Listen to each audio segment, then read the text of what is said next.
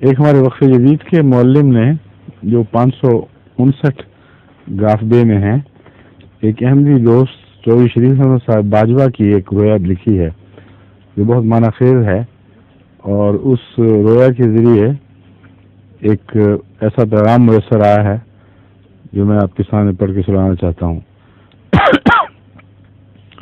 انہوں نے رویا میں شریف باجوہ صاحب نے دیکھا کہ ان کی توجہ متی کی انجیل باب 5 کی طرف مبذول کروائی جا رہی ہے۔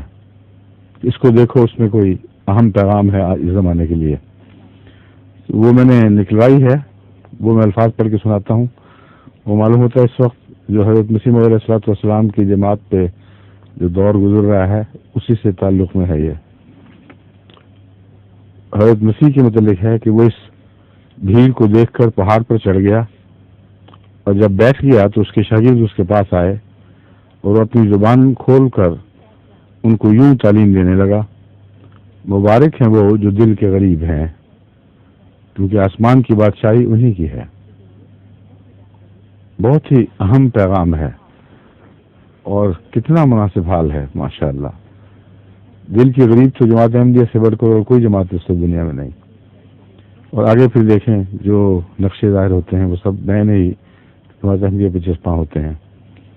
وہ اس بھیڑ کو دیکھ کر پہاڑ پر چڑھ گیا، اور جب بیٹھ گیا تو اس کے شاگرد اس کے پاس آئے اور وہ اپنی زبان کھول کر ان کو یوں تعلیم دینے لگا: مبارک ہیں وہ جو دل کے غریب ہیں، کیونکہ آسمان کی بادشاہی انہی کی ہے۔ مبارک ہیں وہ جو غمگین ہیں، کیونکہ وہ تسلی پائیں گے۔ مبارک ہیں وہ جو حلیم ہیں، کیونکہ وہ زمین کے وارث ہوں گے۔ مبارک ہیں وہ جو راست بازی کے بھوکے اور پیاسے ہیں، کیونکہ وہ آسودہ ہوں گے۔ مبارک ہیں وہ جو رحم دل ہیں، کیونکہ ان پر رحم کیا جائے گا۔ مبارک ہیں وہ جو پاک دل ہیں، کیونکہ وہ خدا کو دیکھیں گے۔ مبارک ہیں وہ جو صلح کراتے ہیں، کیونکہ وہ خدا کے بیٹے کہلائیں گے۔ مبارک ہیں وہ جو راست بازی کے سبب سے ستائے گئے ہیں۔ بس ساری دنیا میں جماعت احمدیہ کی جو بھی جماعت احمدیہ سے منسلک جو سن رہے ہیں اس بات کو، ان میں سے ہر ایک گواہ ہے کہ آج دنیا بھر میں خدا کے سبب سے ستائے جانے والی جماعت اگر کوئی ہے تو وہ جماعت احمدیہ ہے۔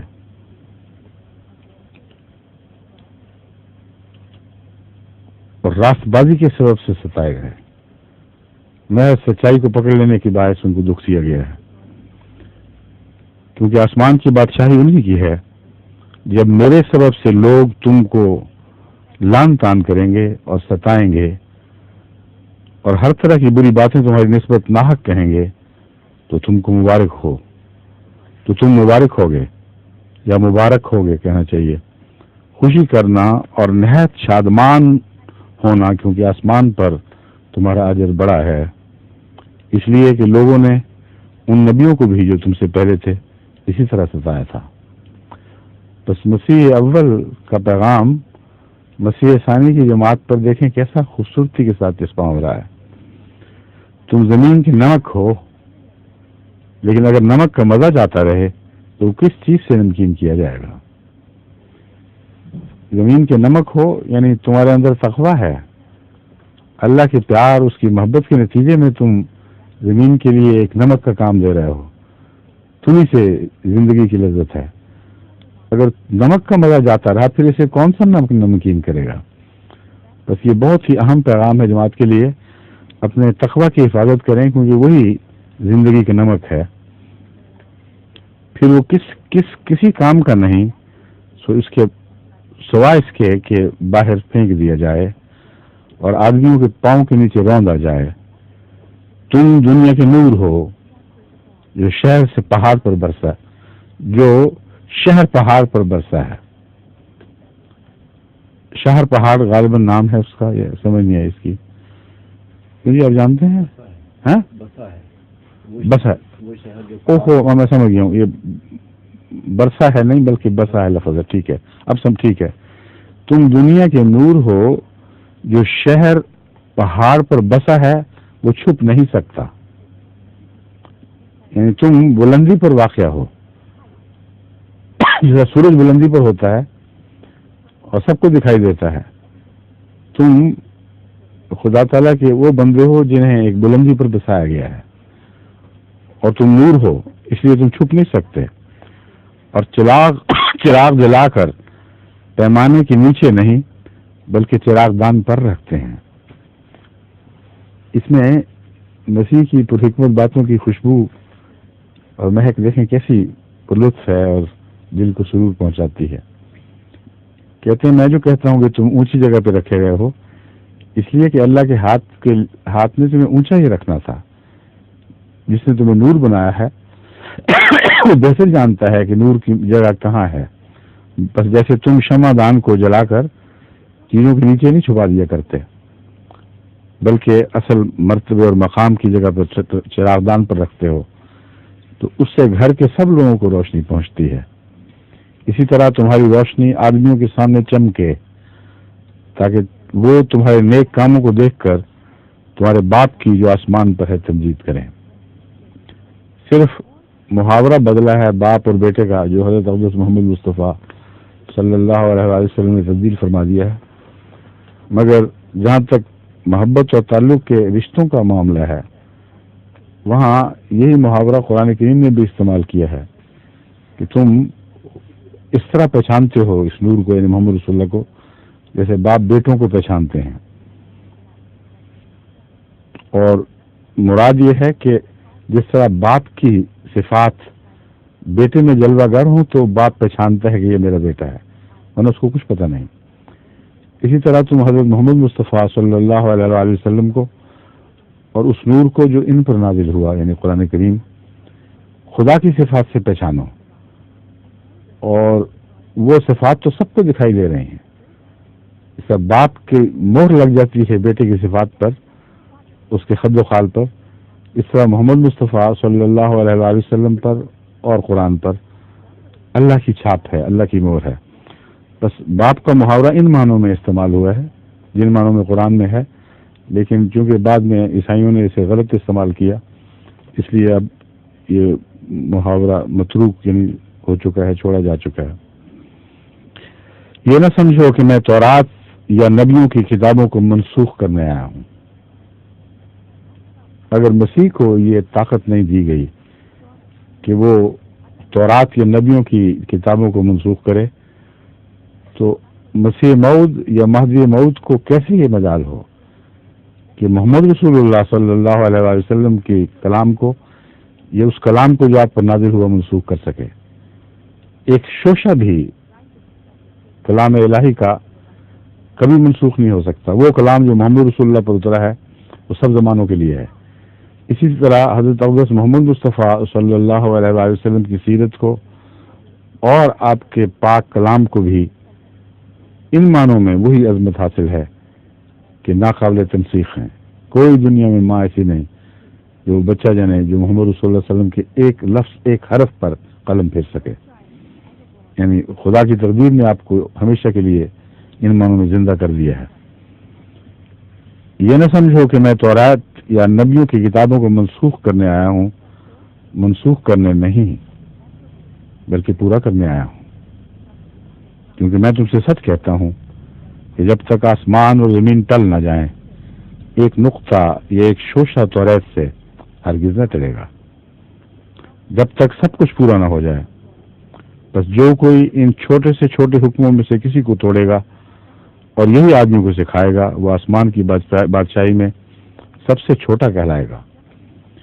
یہاں حضرت مسیح نے جو یہ فرمایا ہے کہ اس وقت تک یہ کتاب منسوخ نہیں ہوگی جب تک اس کی ساری باتیں پوری نہ ہو جائیں، اس سے مراد حضرت اقدس محمد مصطفیٰ صلی اللہ علیہ وآلہ وسلم کا ظہور ہے کہ جب آپ تشریف لے آئیں گے تو جیسا کہ خود انجیل میں پیش گوئی ہے کہ آن حضرت صلی اللہ علیہ وآلہ وسلم کا آنا ایسے ہی ہوگا جیسے خدا کا آنا ہو۔ اس کے بعد جو پچھلی باتیں ہیں وہ سب قصہ پارینہ بن جائیں گی، ان کے لیے سند ہوں گی جو ان پر ایمان رکھتے ہیں، مگر دنیا کے لیے ان کی حیثیت ایک سابقہ قصوں کو تو نہیں کہہ سکتے، لیکن ایک گزری ہوئی حسین داستان کسی بن جائے گی جس کا وقت ختم ہو چکا ہو۔ بس یہ مراد ہے کہ اس وقت تک، جب تک توریت کے احکام پورے نہ ہو جائیں، اس وقت تک کچھ نہیں ٹلے گا۔ بس میں سمجھتا ہوں کہ حضرت اقدس محمد رسول اللہ صلی اللہ علیہ وآلہ وسلم کے آنے سے توریت کے وہ تمام احکام پورے ہو گئے جس کے ذریعے بادشاہی حضرت اقدس محمد رسول اللہ کے ہاتھوں میں تھما دی جانی تھی، اور پھر خدا کی بادشاہت آپ کے سپرد ہونی تھی۔ جس انجیل کی پیرابل کہتے ہیں اس کو، تمثیل کا ذکر میں نے کیا ہے، وہ یہ ہے کہ ایک پاکستان کی تمثیل انجیل میں دی گئی ہے انگوروں کے باغ کی، کہ مالک نے، جہاں مالک سے مراد خدا ہے، مالک نے اپنے انگوروں کے باغ کی حفاظت کا کام نوکروں کے سپرد کیا، اور جو ارد گرد کے بسنے والے لوگ تھے وہ سخت باغی مزاج کے اور متشدد لوگ تھے، جابرانہ مزاج رکھتے تھے۔ انہوں نے اس باغ کو اجاڑا اور نوکروں کی کچھ پرواہ نہ کی۔ تب مالک نے اپنے بیٹے کو بھیجا تاکہ وہ باغ کی حفاظت کرے اور اس کے پھل پھول کی حفاظت کرے۔ اس سے مراد مسیح کا آنا ہے، کیونکہ وہ بیٹا کہلاتا ہے، اور انہوں نے اس کی بھی پرواہ نہ کی بلکہ اس کو ہلاک کر دیا، اور اسی طرح باغ کو اجاڑتے رہے جیسا پہلے اجاڑا کرتے تھے۔ تب وہ مالک خود آیا تاکہ خود اپنے پھلوں کی حفاظت کرے اور مجرموں کو سزا دے۔ بس یہ جو آنا ہے یہ حضرت محمد مصطفیٰ صلی اللہ علیہ وآلہ وسلم کا آنا ہے، جن کا آنا ان معنوں میں تمثیلاً خدا کا آنا ہے۔ چنانچہ قرآن کریم اس مضمون کو یوں بیان فرماتا ہے، وَمَا رَمَيْتَ إِذْ رَمَيْتَ وَلَٰكِنَّ اللَّهَ رَمَىٰ۔ وہ بھی سزاؤں کے تیر تھے جو محمد رسول اللہ کے ہاتھوں سے چلائے گئے تھے۔ وہ مٹھی جس میں کنکر اٹھائے گئے اور کفار مکہ کی طرف پھینکی گئی، وہ سزاؤں کی مٹھی تھی، اور اللہ فرما رہا ہے کہ تیرے ہاتھ نے یہ سزا نہیں دی، میرے ہاتھ نے سزا دی ہے۔ جو کنکر تو نے ان پر پھینکے وہ خدا کی طرف سے برس رہے تھے۔ چنانچہ اس کی تائید میں یہ الہی نشان ظاہر ہوا کہ بڑے زور سے کنکر اٹھائے ہوئے آندھی مسلمانوں کے لشکر سے دشمن کے لشکر کی سمت میں چل پڑی، اور اس کی وجہ سے وہ نیم اندھے ہو گئے اور لڑنے کی ہوش نہ رہی۔ یہ روایت بیان کی جاتی ہے، مگر اس روایت سے قطع نظر قرآن کا یہ کلام دراصل انجیل کے اس کلام کے ساتھ وابستہ ہے، اس کو پورا کر رہا ہے کہ بالآخر خدا نے فیصلہ فرمایا کہ میں خود ظاہر ہوں گا، اور جو شخص اپنے وجود کو کامل طور پر اپنے مالک یا آقا کے وجود میں ضم کر دے، اپنا کچھ بھی باقی نہ رکھے، کلیتاً 100% اپنے محبوب اپنے آقا کو ہو جائے، اس کو تمثیلاً وہ نام دینا اس کا شرک نہیں کہلاتا، وہ اس کے عزت کے کمال کا اظہار ہے۔ یعنی وہ نہ رہا اور وہی ایک رہا جس کی عزت میں اس نے اپنے وجود کو فنا کیا، جس کی محبت میں اس نے اپنے نفس کو کالعدم کر دیا، بالکل غائب کر دیا۔ بس یہ تعلیم نعوذ باللہ شرک کی تعلیم نہیں، کیونکہ محمد رسول اللہ صلی اللہ علیہ وآلہ وسلم سے بڑھ کر نہ کوئی مواحد پیدا ہوا، نہ کسی نے توحید کے لیے ایسی غیرت دکھائی، نہ کسی نے توحید کے لیے اتنی عظیم قربانیاں پیش کی جیسا کہ حضرت اقدس محمد رسول اللہ صلی اللہ علیہ وآلہ وسلم نے پیش فرمائی۔ بس یہ مراد ہے انجیل کے احکام کا، اس کی پیشگوئیوں کا پورا ہونا۔ اس وقت تک یہ کتاب نہیں ٹلے گی، اور جب وہ پوری ہو جائیں گی تو پھر خدا کی بادشاہت اس کو تھمائی جائے گی جو اس بادشاہت کا اس کائنات میں سب سے زیادہ اہل ہے۔ تو فرماتے ہیں، حضرت مسیح فرماتے ہیں، بس جو کوئی ان چھوٹے سے چھوٹے حکموں میں سے کسی کو بھی توڑے گا اور یہی آدمیوں کو سکھائے گا، وہ آسمان کی بادشاہی میں سب سے چھوٹا کہلائے گا، لیکن جو ان پر عمل کرے گا اور ان کی تعلیم دے گا وہ آسمان کی بادشاہی میں بڑا کہلائے گا۔ حضرت مسیح موعود علیہ السلام نے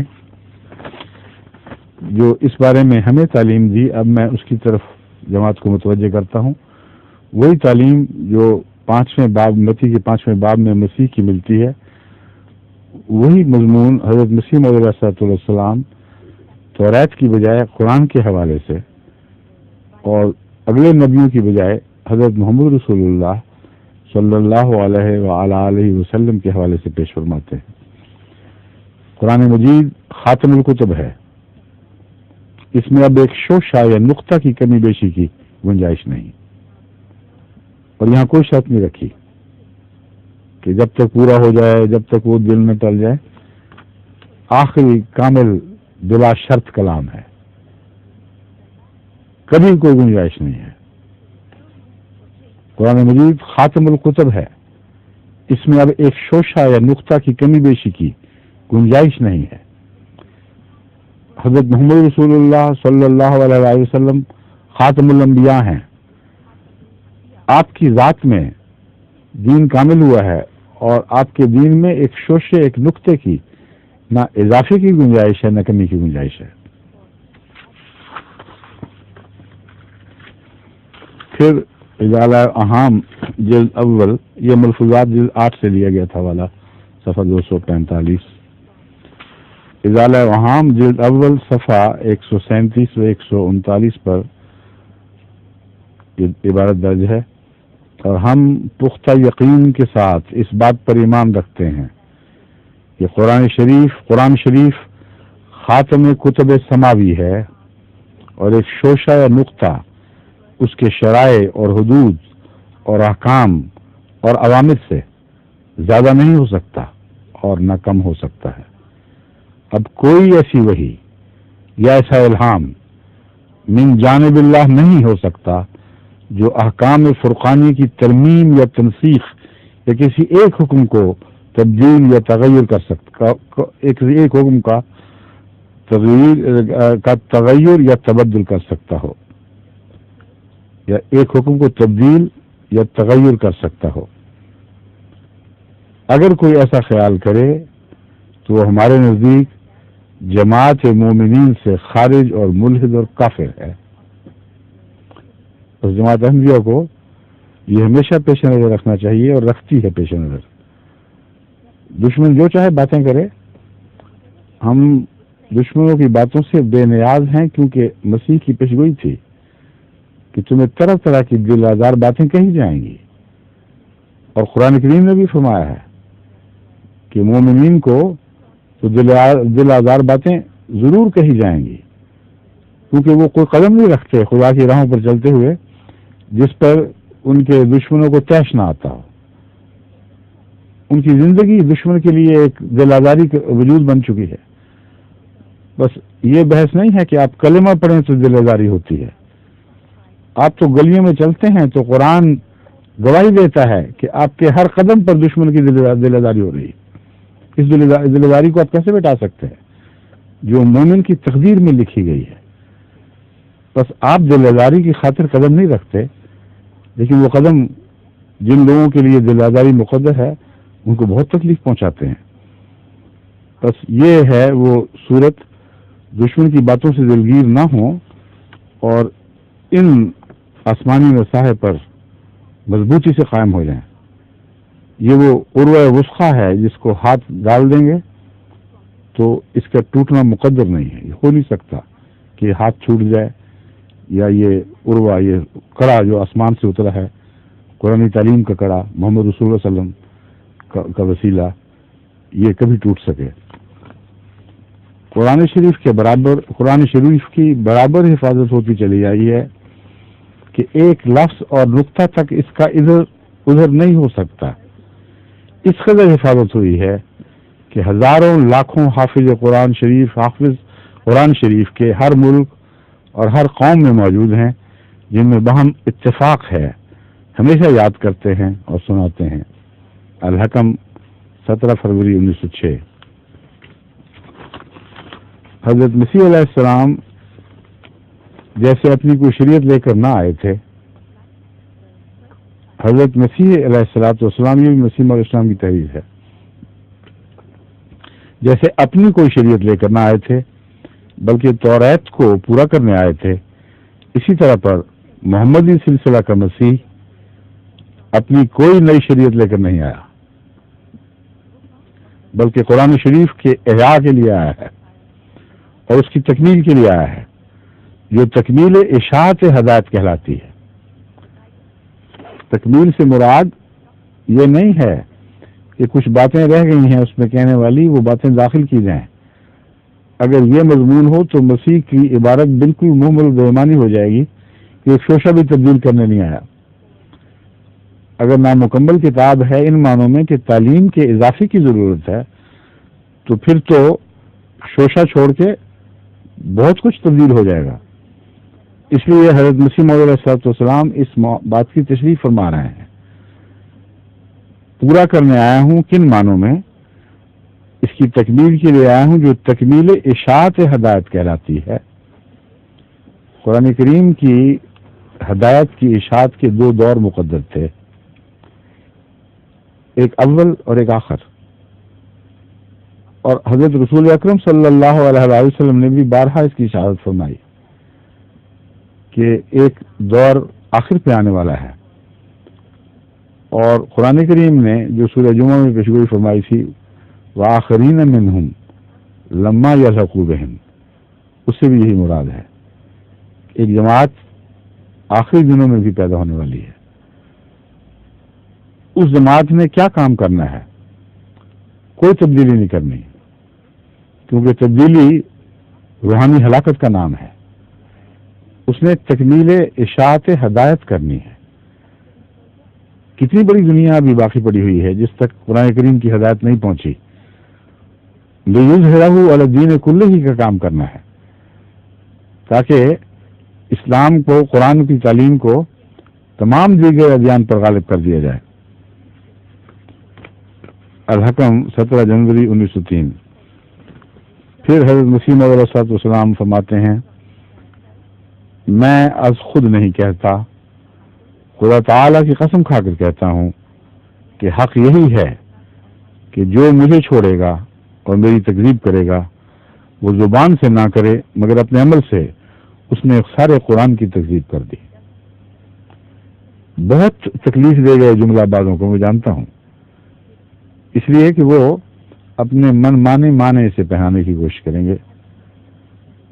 اگر پہلی بات درست ہے کہ مسیح محمدی نے قرآنی ہدایت کو دنیا پر پھیلانے کے لیے آنا تھا، تو جو اس کی تکذیب کرے گا وہ سارے قرآن کی ہدایت کی تکذیب کر دے گا، اس کے راستے میں روڑے اٹکائے گا، اشاعت دین کی راہ میں کھڑا ہو جائے گا اور کوشش کرے گا کہ ہدایت کا سلسلہ آگے نہ بڑھ سکے. بس یہ معنی ہے اس کے. اسی لیے اوپر تلے ان دو حوالوں کو اکٹھا کر کے جماعت کو سمجھانے کے لیے یہ میں نے عبارتیں اختیار کی ہیں کہ فرماتے ہیں، خدا تعالیٰ کی قسم کھا کر کہتا ہوں کہ حق یہی ہے کہ جو مجھے چھوڑے گا اور میری تکذیب کرے گا وہ زبان سے نہ کرے مگر اپنے عمل سے اس نے سارے قرآن کی تکذیب کر دی. زبان سے نہ کرے سے مراد یہ ہے کہ میں یہ نہیں کہتا کہ وہ قرآن کو زبان سے جھٹلا رہا ہے، زبان سے تو اقرار کرتا رہے گا لیکن عملاً زبان سے اقرار کرتا رہے گا مگر عملاً وہ قرآن کی ہدایت کی اشاعت کی راہ میں روک بنے گا. بس حقیقت یہ ہے کہ وہ جماعت کے دشمن جو ہماری راہ میں روڑے اٹکاتے ہیں اور کوشش کرتے ہیں کہ جماعت کا نام مٹ جائے، وہ کیا کوشش کر رہے ہیں؟ غور نہیں کرتے کہ آج ساری دنیا میں تبلیغ اسلام کی ذمہ داری تو ہمارے سر پر آ پڑی ہے. اللہ کے فضل کے ساتھ قرآن کریم کی تعلیم کی سب دنیا میں اشاعت کر رہے ہیں، اور تلوار کے زور سے نہیں، نہ کسی تیل والے ملک کی دولت کے بل پر، بلکہ خالصتاً للہ جانی اور مالی قربانی کرتے ہوئے ہم تعلیم قرآن کو ساری دنیا میں پھیلا رہے ہیں. بس یہ مراد ہے حضرت مسیح موعود علیہ الصلوۃ والسلام کی کہ اس طرح وہ گویا قرآن کی تکذیب کرے گا. حضرت مسیح علیہ الصلوۃ والسلام کی جو دوسری عبارتیں ہیں اس مضمون سے ملتی ہوئی، میں نے کہا تھا وہ نہیں آپ لائے، جس میں حضرت یہ بائبل کی متی کی انجیل سے ملتے جلتے پیغامات ہیں، الفاظ مسیح موعود علیہ الصلوۃ والسلام کے ہیں، مگر جماعت کو انہی امور کی طرف توجہ دلائی ہے. وہ اس میں حوالے میں شامل نہیں رہا، وہ حوالہ پھر پیش کر دینا، رہ گئے معلوم ہوتا کہیں. اب دیکھیں، ایک طرف تو یہ جماعت احمدیہ کے دعوی ہیں، یہ کام ہیں جو دنیا میں کر رہے ہیں. کیا جرم ہے ہمارا؟ یہ کہ شدید سے شدید تعذیب یعنی دکھ دیے جانے کے باوجود لا الہ الا اللہ محمد رسول اللہ کہنے سے باز نہیں آ رہا ہے. ایک ایسا ملک بھی ہے دنیا میں جہاں کلمہ شہادت کو جرم قرار دے دیا گیا ہے، اور جرم بھی ایسا جو بعض لوگوں کے نزدیک اس لائق ہے کہ ایسے شخص کو قتل کر دیا جائے اور سولی پر چڑھا دیا جائے، کہ اس زمانے میں یہ خدا کا نام لیتا ہے اور خدا کو واحد مانتا ہے اور محمد رسول اللہ کی تصدیق کر رہا ہے. حیرت کی بات ہے، ناقابل فہم ہے. مجھ سے ایک دفعہ جرمنی میں بعض جج اکٹھے ہوئے تھے جرمنی کی مختلف عدالتوں کے، مجھ سے سوال کرنے کے لیے کہ ہو کیا رہا ہے. مجھ سے انہوں نے پوچھا کہ یہ سمجھ نہیں آ رہی کہ یہ کیا ہو رہا ہے، اس کی سزا کیوں ہے، ہمیں یہ سمجھائیے. لا الہ الا اللہ محمد رسول اللہ پڑھتے ہیں، تو ان سے میں نے کہا صرف یہ بات نہیں ہے، ایک انقلاب آ گیا ہے دنیا میں ظلم کی تاریخ میں. اس انقلاب کو آپ نے دیکھا نہیں اور سمجھا نہیں. پہلے ہمیشہ اختلاف پر سزائیں دی جاتی تھیں، کبھی دنیا میں ظلم کی تاریخ میں تائید پر سزا نہیں ملی تھی. پاکستان کی تاریخ نے یہ ایک نیا انقلاب برپا کر دیا ہے ظلم کی تاریخ، ظلم کے موضوع میں، یعنی ظلم کی کتاب میں ایک نئے باب کا اضافہ کر دیا کہنا چاہیے. اب قانون یہ ہے کہ ہماری مخالفت کرو، کوئی حرج نہیں. جن کو چیزوں کو ہم سچا سمجھتے ہیں وہ جھوٹا کہو، ہم تمہیں سینے سے لگا لیں گے. تم کہہ دو ہم غیر مسلم ہیں، تم کہہ دو خدا کے شریک ہیں، تم کہہ دو نعوذ باللہ محمد رسول اللہ سچے نہیں ہیں، آؤ اور ہمارے سینوں سے لگ جاؤ. یہ علماء نے اعلان کیا ہے، مان جاؤ یہ باتیں، تم ہمارے بھائی ہو، کوئی تعارض نہیں کریں گے. اللہ کو ایک مانو ناقابل برداشت ہے یہ بات. ہمارے سینوں پہ آرے چل جاتے ہیں. محمد رسول اللہ کی تصدیق ہم کیسے برداشت کر سکتے ہیں؟ اور عذر کیا تلاش کیا ہے؟ ایسا ناپاک، ایسا کمینہ، ایسا گندا کہ بیان کرتے ہوئے شرم آتی ہے. اس لیے ہم کہتے ہیں کہ تمہارے منہ پر یہ باتیں زیب نہیں دیتی اور ہمیں بری لگتی ہیں کہ ایسی بات ہے جیسے کسی فراغت خانے پر جہاں انسان حاجت روائی کے لیے اپنی حاجت پوری کرنے کے لیے جاتا ہے، اس پر پاک نام لکھ دیے جائیں. تم غلیظ لوگ ہو، تمہارے منہ پر اللہ کا نام نہیں آنا چاہیے کیونکہ یہ ہتک ہے. ایسی ناپاک بات ہے، ایسی بے وقوفوں والی اور جہالت والی بات ہے، اور لوگ سمجھ نہیں رہے. حضرت محمد رسول اللہ صلی اللہ علیہ وسلم تو کسی سے بھی اللہ کا نام سنتے تھے تو پیار کی نظر سے دیکھا کرتے تھے، کیونکہ اللہ کے عاشق تھے. دلوں کا حال تو خدا جانتا ہے دلوں میں کیا ہے، مگر کوئی انسان ایسا نہیں ہے جسے کوئی دنیا کے شریف النفس انسان اللہ کا نام لینے سے روکے یہ کہہ کر کہ تم گندے ہو، تم کیا ہو. تم کبھی اپنا باطن دیکھا ہے؟ کبھی اپنی گردن میں جھانک کے دیکھا ہے کیسے کیسے بد خیالات تمہارے دلوں میں پیدا ہوتے ہیں، کیسی کیسی مکروہ باتوں میں ملوث ہوتے ہو. سارا ملک جرائم سے بھر گیا ہے اور تمہیں کوئی ہوش نہیں. اور خدا کی عظمت اور تقدیس کو اگر کوئی خطرہ پیدا ہوتا ہے تو ان احمدیوں سے جو مارے کھاتے ہیں، جیلوں میں بھیجے جاتے ہیں، جن کی زندگی پر ایک تلوار لٹکی ہوئی ہے کہ اگر تم نے خدا کا نام لیا تو تمہیں قتل کر دیا جائے گا، پھر بھی خدا کا نام لیتے ہیں. یہ ناپاک لوگ ہیں. کیا نعوذ باللہ بلال ناپاک تھا جو کلمے کی خاطر گلیوں میں گھسیٹا جاتا تھا؟ اس کو بھی تو یہی کہا جاتا تھا تم کون ہوتے ہو، تمہیں حق کیا ہے یہ باتیں کرنے کا؟ بس حضرت محمد مصطفیٰ صلی اللہ علیہ وسلم کی صداقت کی گواہی اگر کسی نے اپنے خون سے دی ہے، ایسی گواہی جس کے اوپر کوئی شریف النفس انسان اسے جھٹلا نہیں سکتا کیونکہ اس کے ساتھ قربانیاں شامل ہیں، تو وہ احمدیوں نے دی ہے. احمدیوں کو توفیق مل رہی ہے.